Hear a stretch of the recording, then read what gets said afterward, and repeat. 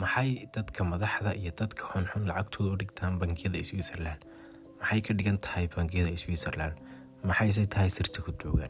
Sirta ku duugan waa laba sababood. Switzerland waa wadan dhexdhexaad ah, 1515 ku dhawaad 500 sano waa wadan dhexdhexaad ah. Markaan ku leeyahay waa wadan dhexdhexaad ah, waxaan ka wadaa waa wadan ka fog dagaal iyo isqaqabsi ha noqoto tu dowladeed ama tu gobol.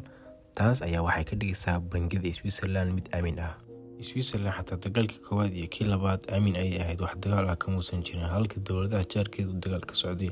Taas waxaa sii dheer Switzerland kama tirsana midowga jiro.